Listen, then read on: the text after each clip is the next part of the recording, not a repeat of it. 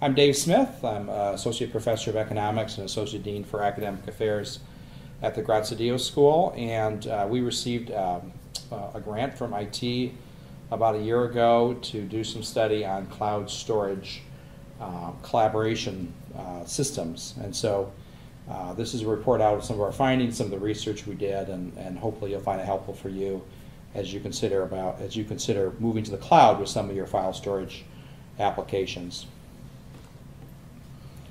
So when it comes to cloud storage solutions, what sort of issues are we trying to address? And I think there's four. Number one, we have a lot of devices that we're doing work on these days, and mobile devices are much more prevalent. And so we find that we don't just have one computer anymore, we have several different computers, and we're trying to manage and do work on them, get things done. We are also moving from location to location, using different devices in those different locations. Oftentimes really very useful to be able to have easy access to our files. We're doing more collaboration than ever. If you're working on co-authors, on papers, or with student teams, it's very useful to have access to a system that allows you to collaborate in an easy manner.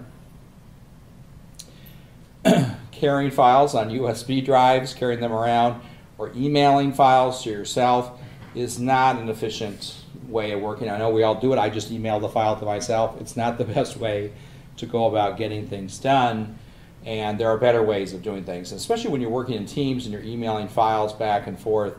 I'm sure you've experienced it before where you're confused about which version you're on. Are you on the most up-to-date version? And so going to a cloud system can help alleviate that issue as well. In addition to that, if you store files only locally, then you open yourself to more risk. And there are some kind of quasi-storage benefits to file storage in the cloud, or backup benefits, I should say, to using cloud storage systems. So these are the sorts of things that I think cloud systems can help us with as it relates to storage.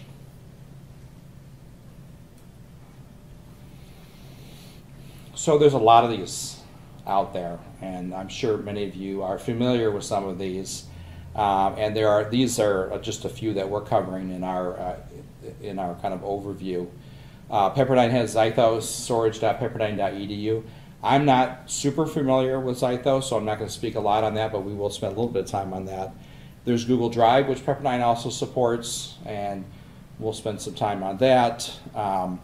The specific purpose of the grant that we got was to do some kind of in-depth exploration on the box.com storage solution. There's Dropbox, there's SugarSync, which is my favorite name for a storage file solution. There's SkyDrive, there's Cubby, and then there are many others in relation to these. I'm most familiar with, and so I'll spend most of the time. I use Google Drive, Box.com, Dropbox, and SkyDrive. And I've used Zythos in the past, but I'm not currently using it, so I'm not as up to date on what its current benefits might be. So that's what we're talking about here. We're talking about cloud file storage in the cloud. So I just received this email today,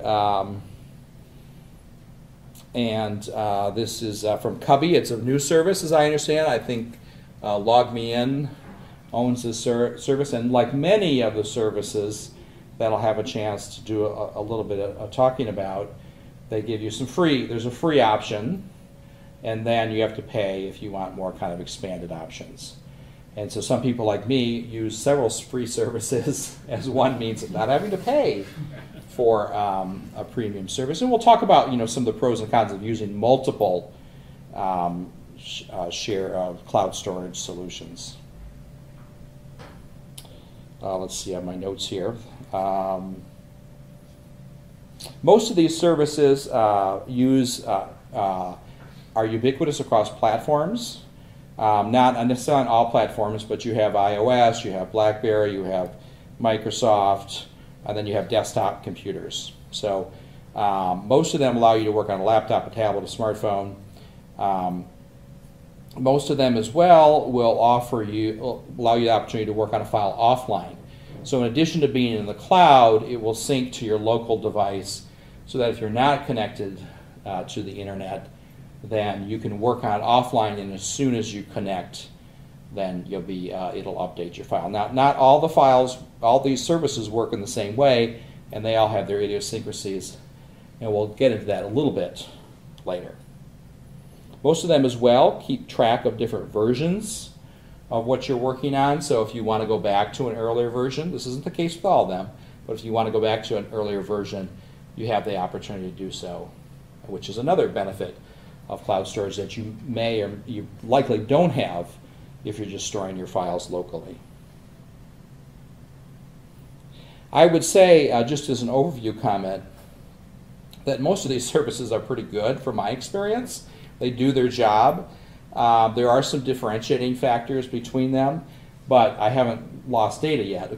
So they all are kind of are reliable, and sticking with larger name services, I think, will help in that. And we'll talk a little bit about some of the differentiators, but I think some of it's just personal preference in terms of what you're most comfortable working with. Is offline, are there particular features of a particular program? Some of it's just maybe the interface that you're more comfortable with.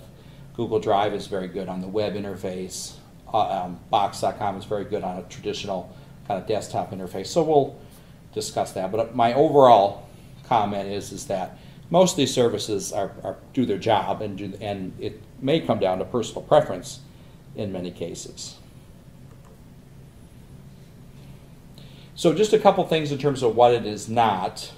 And it's not the same as backup, although you do get some of the same perks as a backup.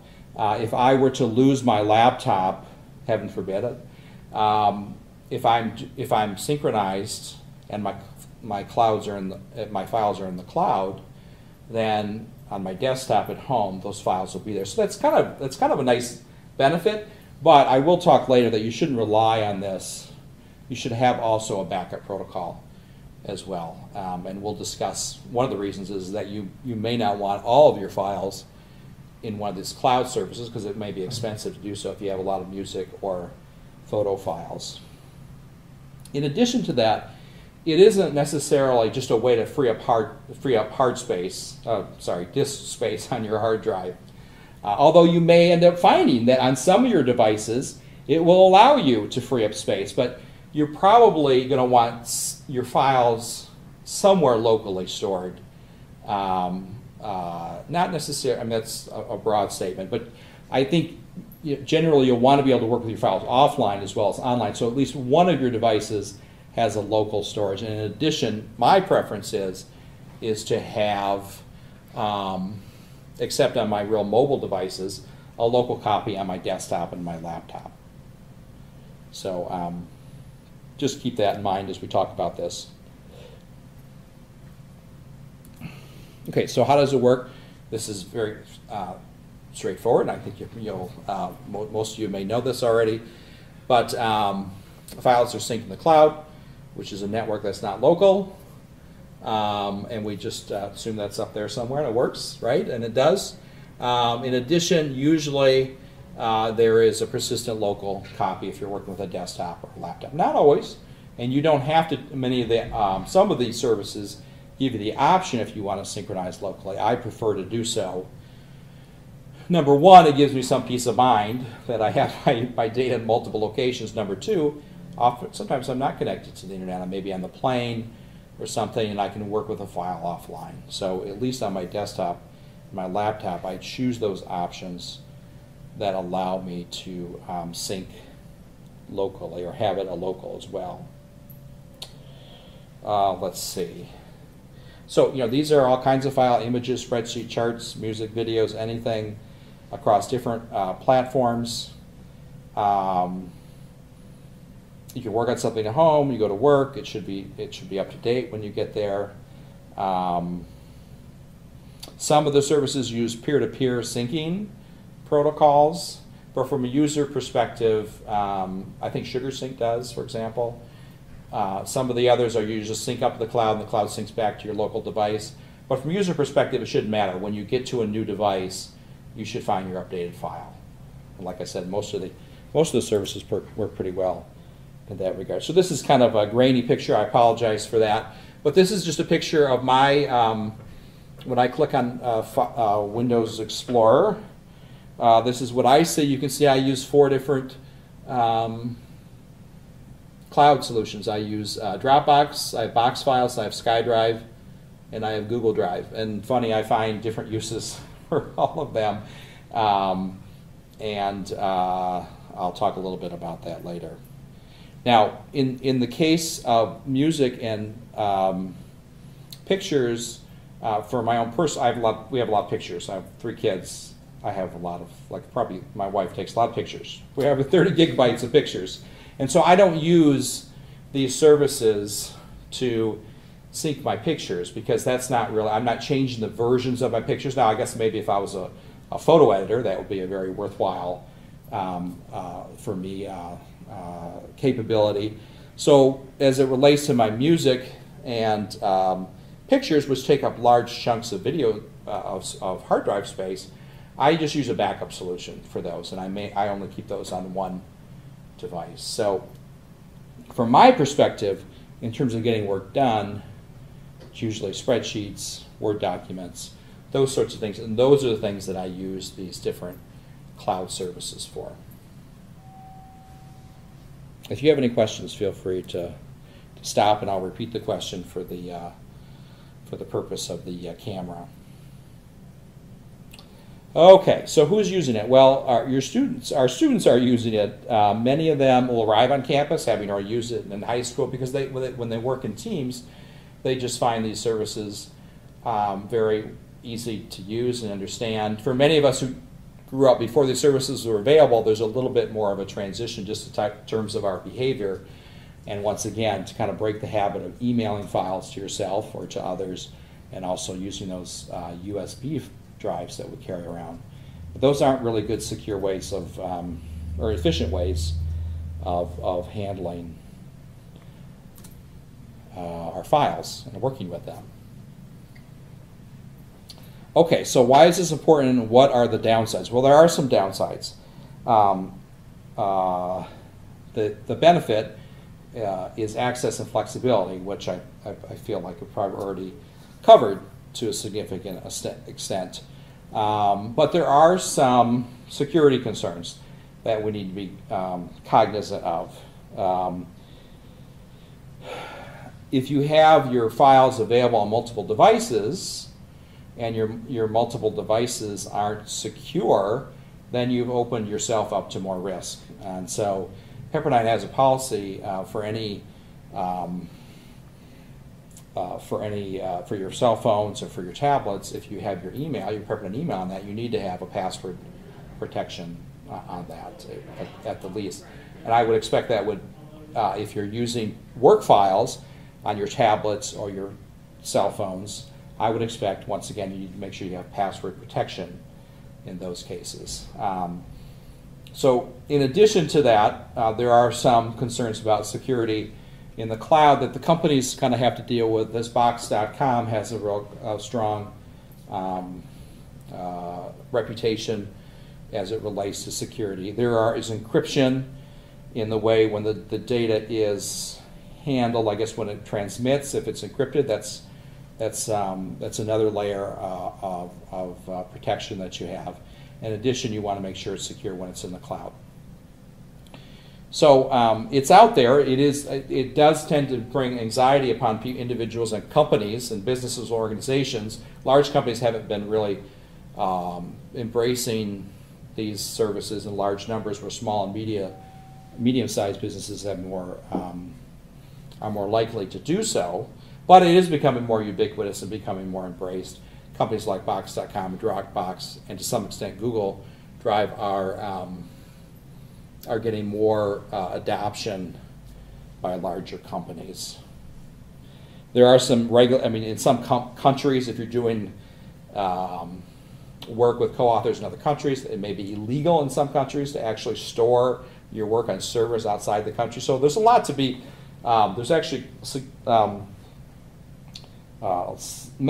several things to be kind of cognizant of in this area. All right. So in that regard, this is probably hard to see on the video, but this is the IT website, their security policies that are delineated. So, we have several things to be concerned about in terms of FERPA and also our information classification and protection policy. So these things are all listed on the IT's website, and they certainly carry over into the cloud and maybe are even more important as we think about different ways that our files may become exposed. So that's why to be extra cognizant of things that we're using in a cloud storage environment. Just a few things to be more aware of as you use these services. They can be pricey above a certain threshold. They can pay $50, $60 a year for significant amounts of storage. In addition, your performance can be degraded because these services will place a little program on your computer and they're constantly kind of checking to see if there's updates in files. And so it can slow down your performance. And it also can add add-ins to your Microsoft Word programs, and that can slow the loading of that, the Outlook load-in as well. And so I've actually disabled some of the add-ins since I'm using 4 of these services. I've disabled some of the add-ins because it does slow down your service, something to be aware of. In addition, some services limit the sizes of files that you can store, or the types of files that you can store, or their default is to not allow you to store certain types of files, so you have to change that. When SkyDrive came out from Microsoft, for example, they actually downgraded the quality of the photos that were stored on their services.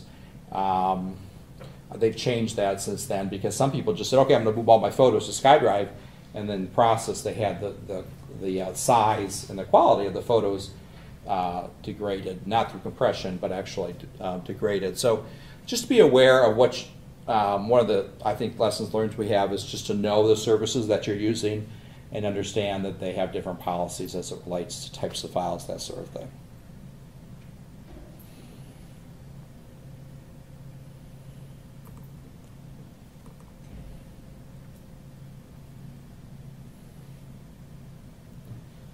So I think this is a great tool, though. We're looking for ways to be more productive. We have to get things done, basically.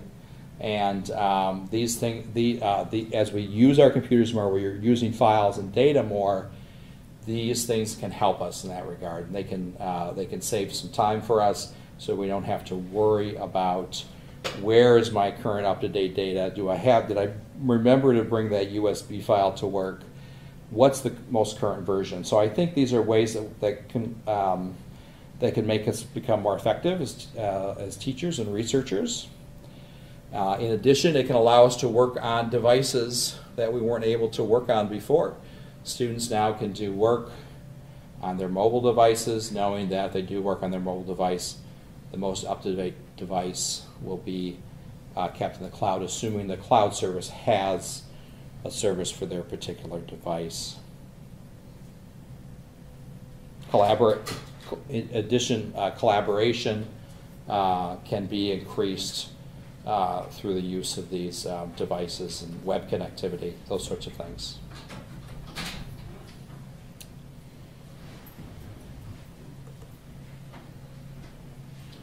Okay, so we're going to do a little test run here of Google Drive. A test drive of Google Drive. It's a little, I'm trying to come up with something humorous here.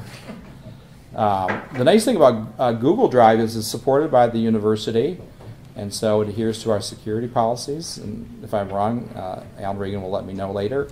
But here's Google Drive, and I've asked one of our attendees to open up his email. Okay, so we're going to do something together here. When you type into google.pepperdine.edu, you'll be asked to input your information.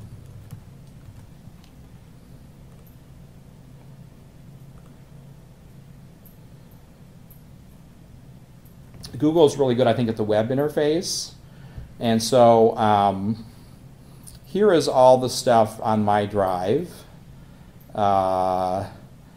And these are things that I'm collaborating with. Let's get rid of this. I already downloaded that. So these are files that I've uploaded on here. This is a significant folder where I was working with, it has hundreds of files in it. I was working with a course designer in designing some online components to a class, and so we collaborated for many, many weeks using Google Drive with much success, through, working with hundreds of files and lots of folders. And so the nice thing about Google, it's very strong on collaboration tools, and you can do real-time collaboration on Google Drive. You can't do that with all of the services. So let's see. Let's do a spreadsheet here, and it's telling me if I can create it in a shared folder. Actually, I'm going to go back. I'm going to go up to my drive. I'll do one here. And Dave, while you're doing that, do you Sure. have you access this through your Pepperdine account? Yes, that's correct. And what is the capacity that Pepperdine? It's 5 gigabytes. 5 gigabytes. Now, it doesn't include the email that you may be storing in Google, which is 25 gigabytes, as I understand. And I don't know what happens when you go over 5 gigabytes. Alan, do you have an answer for that? You can pay for more. You can pay for more. And Okay. it's really, from Google, it's incredibly inexpensive. Okay. So it depends on the plan you choose, but it's very cost effective. Okay, so I've opened up, and Google Drive has increased its capabilities in being able to collaborate with Word documents over time, so it's a little bit easier than it has been. This is not a Word document, this is a Google spreadsheet here, but supposing I wanted to do a brainstorming session on ideas for Memorial Day weekend. I didn't think about this in advance. That's off the top of my head. That's why it may not be that great of an example. But I'm gonna save this as brainstorm Memorial Day weekend, and then I'm gonna share it. I'm going to share it with my friend Brandon Parsons here. I guess I type this in. Try this another way. BK Parsons. Okay. So I'm going to notify him via email, and you can see here that I can change. I can make it private. I can make it public. There are different things that I can do to the file sharing capabilities. In this case, I am just sharing it with Brandon only, but he can edit it. I can change it so that he can comment on it, he can view it. I can make him an owner, a co-owner. So editing is kind of a nice default for kind of general collaboration. So I will save changes, and Brandon should be able to have access to this file. So if he has, maybe he can put his ideas above. You're going to have to re-add him. You accidentally removed him. Did I take him off? Yeah, the X was actually removed. So, it's all good. What did I do? I got to re-add him. I'm sorry. It's all good. I don't want to make the same things. So I add Brandon again. And, There you go. all right. So Brandon should be able to get up here, and he'll start putting some ideas. Brandon, let's put you in cell B, and I'll be in cell. I want to do a pool party. I'm from the Midwest, so bowling sounds fun on Memorial Day weekend. Maybe a good softball game. Brandon's not coming up with any unique ideas yet. Well, he came up with barbecue. Okay, it's a little, all right. So those sorts of things. And it's really nice for real-time collaboration. And you may have seen this before, but aside from real-time collaboration, this is also a great way to share files. So in the process of working on this course with a course designer, she could see if the file was updated, if I'd done work on it. She could go in and do her work, and then I could come and see if she'd done some work and it was updated. And you can change notifications and those sorts of things. So it's a really very robust, I think, collaboration tool, and the Google Drive's very strong on that. In addition to that, you can download a tool which will sync your hard drive to Google Drive. So you can see here that in addition to being stored in the cloud, and Brandon and I are working in the cloud here, that I have locally stored all the files that I worked on as well, so that I could work on them offline. Now, I found that Google, and I may be a little bit, you have to be a little bit more proactive in asking it to sync instead of doing it automatically. So something to keep in mind. I had Google Drive on 2 computers that I was working on. I was at one. I noticed it hadn't synced everything from the cloud, so I had to go in and ask it to sync. Every service has its own idiosyncrasies. And so, Brandon and I can work on this document, and we can also have it locally stored on our own hard drive. So that's just one, just a little test drive of Google Drive. Thank you, Brandon, for your help with that. So I want to do a comparison chart that looks more kind of in depth into the different services. That was kind of one of the purposes of our grant. And so Box.com, SkyDrive, which is the Microsoft solution, Dropbox, which is an early entrant, and Cubby, which is a more recent, or I believe more recent kind of entrant in this market. So let's look at some of the differences. Okay. I think my comparison chart is actually on my Google Drive here. So let me get back to my drive. And I know yesterday a co-recipient of the grant was Susan Gausch. And so she actually shared this product comparison file with me. And you can see Susan there, and that she shared it with me. And this is going to be a little challenging to read. But this compares the different services. I guess we can maybe read it okay. Google Drive, personal Google Drive, if you don't use Pepperdine's account, you can have your own Google account. Box, Dropbox, and SkyDrive. And I think there's some more actually over here. No, that's it. Cubby. All right, well, Cubby doesn't fit on the screen. We'll leave Cubby alone for now. Just some things to note out here, drag and drop desktop folder sync. Can you choose which folders? Some of the Dropbox is a little strange in this regard, that you can only use one folder, and so you got to make sure everything, it just syncs one folder. So you can put subfolders in it, of course, but it's a little more challenging to work with, actually. Whereas some of the other programs, Google Drive and SkyDrive, handle this a little bit easier. SkyDrive allows 7 gigabytes, and if you're an early adopter, you got 25 gigabytes. So I was an early adopter of SkyDrive. I get 25 gigabytes, which is a nice amount of actually free storage. Not every service works on every platform. I have a Windows phone, which puts me in a very rare minority, so not all of these devices but work on Windows Phone. But most of them, I think all of them have an iOS application. I'm not sure about Google Drive, if it has an iOS. It has an iOS application, or version, I should say. So other things to be aware of. Does it allow you to collaborate? Yes, Box has a nice commenting feature. These are, once again, things that are just going to be open to your personal preferences. Box does have the ability to password protect files, which is a nice feature. Public file share, can you share it to everyone if you want? You can. Does it automatically file version tracking? All the services do that now. Simultaneous collaborative editing, that's what I just demonstrated here with Brandon, a member of our audience. And Google is the one that I'm aware of that allows you to do that.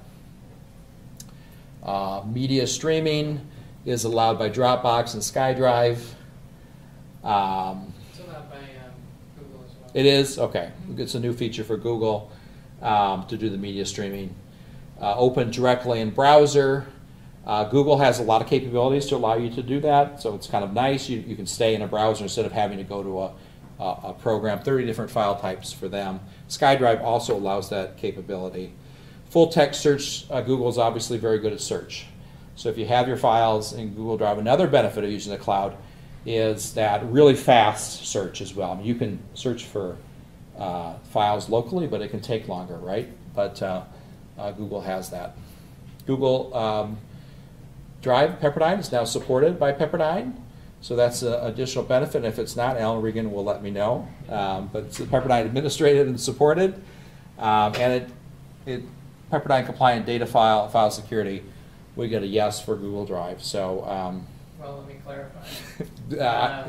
For public information or publicly okayed information, absolutely. For confidential information, yes. If you've Follow the policies. Restricted information, absolutely not. No Okay. cloud storage, period, would be supported for restricted. So credit card and social security number should not be ever stored. So that's just a best practice, right? Never Right. put any of the restricted information on a shared a shared drive, Right. especially in the cloud, right? Right. So hopefully perhaps I should repeat that. Alan Regan just said that for restricted information, be aware not to put it on the Google Drive. So things like passwords, social security numbers, credit card numbers, those sorts of things. All right. Okay, so now I'm going to go back.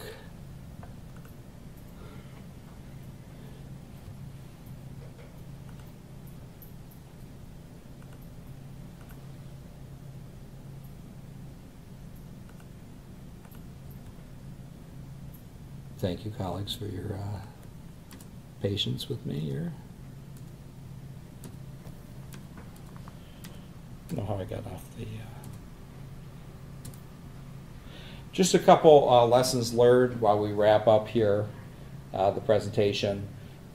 These are things that I've learned. Number one, you don't want to nest services. So that's like feedback with a microphone. You know, you don't want to put your Dropbox file under your SkyDrive file because that's a bad scenario. I have a password program that I use, and it is synced in the cloud so I can access it from all my devices. And I put it in my, I think I put it on my SkyDrive. So now it's like syncing twice. It got all messed up. My passwords it was a mess. But I fixed it. I took it out of my SkyDrive folder and everything was fine. So don't nest services. You still need a backup protocol even if you're using these services. So I use Carbonite as my backup. It's automatic. It happens as files are changed. This does not replace a good backup protocol, though you do get some of the benefits of backup if you have your files stored in multiple locations. I would just say that from my perspective, files that you're not changing on frequently or accessing frequently, such as photos or music, that's from my perspective, makes sense to have them in one of these services. It might make sense to have them in the iTunes Music Cloud or the Amazon Music Cloud. That's for a different purpose. In addition, as I've indicated on more than one occasion, you really just learn the service and the idiosyncrasies of it. They're not all the same.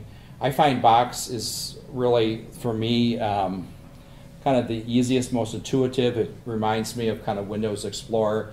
Other individuals may find that Google Drive is just the one that makes the most sense to them. It's very intuitive. They like working from a web browser. But as I indicated, they all have their own idiosyncrasies, their own defaults in terms of how they store files and how they synchronize across devices.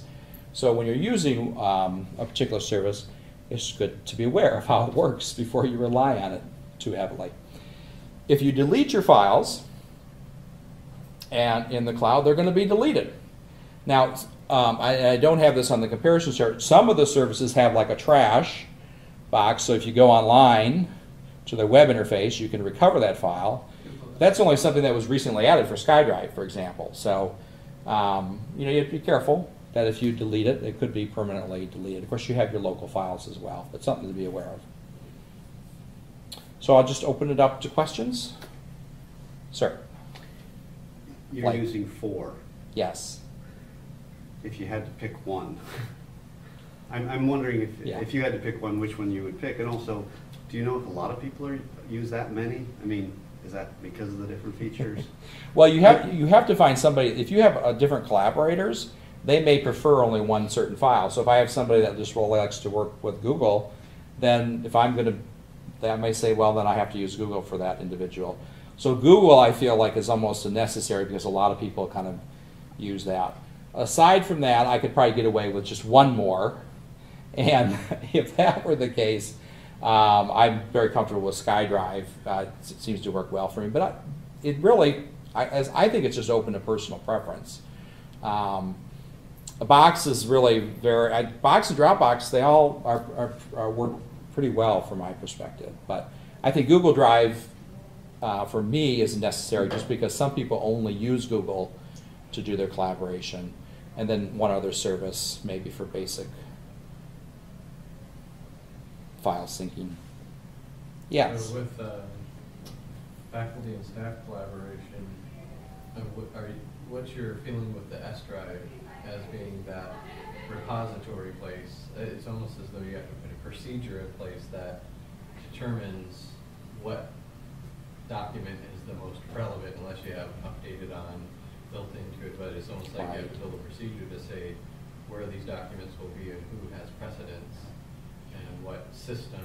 But the S drive is a nice repository and probably not even restricted data. Technically, You shouldn't have restricted data anywhere. Yeah. Basically, it has to be on a fully encrypted system. You Right. have to go through the PGP or something, training, yes. all of that. Yeah, so no restricted data on the PRS drives. PRS drives, for the audience's sake, are drives that GSCP and the Graziadio School have for basically some of these same benefits. They are our servers. I think they're stored in 2 locations, as I understand it. There's an off-site facility as well. So you can access them locally, or with VPN, you can access them remotely. So the web collaboration is a lot more accessible. Like, for instance, students aren't going to be getting into the S drives ever. Right. But in a web-hosted solution, they could. So it really depends on what your target audience is, what the purpose of the document is, and have you set the appropriate permissions. And yeah, does your department have a policy about it? Each department's going to be like, this is our stuff, it should never be over here, and some are much more, we want to be able so that our recruiters on the road can be able to access this stuff, and maybe they don't have VPN. So, these are all things that need to be discussed within the department. Yeah, so the P&S drives, I think, have the benefit of being kind of, it looks like it's just on your local. It's easy to use, right? And it's easy, particularly when you're in the network on Pepperdine campuses. If you're off-site, you have to use VPN. It takes a little more time to get there, so it's a little bit more work for me to get to the P&S drives in many respects. But for files that are just work-oriented, I put them on the P and S drives. And the P is your personal drive, the S is your shared folder. But also an excellent mechanism, has many of the same benefits that we talked about here in terms of keeping those files safe. There's just no reason for people to say anymore, although it happens all the time. My hard drive crashed, I lost my files. Really, if we have good practices, there should be, beyond maybe a file or 2 that you stored locally, and also the cluttered desktop, which I sometimes do have a cluttered desktop. There's no reason for that as well if you can save your files to these different services. So, but P&S drives provide a lot of the same benefits here. Just have their own little quirks and idiosyncrasies to be aware of. And not simultaneously edited. And they cannot be simultaneously edited. They do have versioning, though, on those. So you can go back, I don't know if it's 6 months, or there's a certain period of time when you can go back and get old versions, which is a nice feature of those as well. Well, thank you for Kent Rhodes. I see you've got an iPad, you've got an Apple product, and you didn't look at iCloud or as the storage. I don't understand iCloud that much. I hope the cameras are rolling. I don't understand iCloud. I don't understand iCloud. All right, so I don't understand. I think it's quite clunky. And is it a file? Does it sync files? I don't understand iCloud. I'm sorry, Alan. It throws photos up there. It throws music up there. Right. But it's certainly not as robust or nice as like Google Drive or far. Yeah, my impression is, I mean, because I've got it, but my impression is it's literally just a storage. It's not a collaboration. It's just I put stuff. It's for you personally. Yeah, you back up to the Yeah, it's iCloud. just That's what I see it yeah, as a good backup solution. Yeah. But I mean, I know Apple's gotten a lot of grief about iCloud because Steve Jobs says it just works. It's really easy, and iCloud is not that easy yet in terms of understanding how you access files there. It's not certainly collaboration. Yeah, So it's not just me. Yeah, and I don't use it collaboratively. I use it so that this device and this one, or back at the office, talk about the same things the same way. And does that work my well? Contacts, I put it here. I know I can pull up my phone Right. list. That's right. But other than that, I wouldn't allow a soul into that universe. This is my own personal storage system that Right. hovers over my head. Got it. Yep. Yeah. Okay. Yeah, that's me. That's what I Pig see. pen. But that's but nobody's allowed in. Good. Yeah. In terms of cloud, I had just as an example, I forgot to print out my notes for today's talk, and so I went into my, you know how the PowerPoint, you put your notes on PowerPoint. So I went and I printed on PowerPoint. I put it over onto my Box drive. I go into my tablet. I can open up my Box app, and there's the file, and I opened it up here. So the other way, I could have been emailed it to myself, and then open it up in my email. But that's also clogs up your email server and adds, you know, unnecessary file attachments, those sorts of things. So you can cut earlier in the presentation too. When you feel free to, Mark, to be very aggressive on the editing as you need to. Okay. Any other questions? Well, thank you very much for your time. Thank you. Thank you.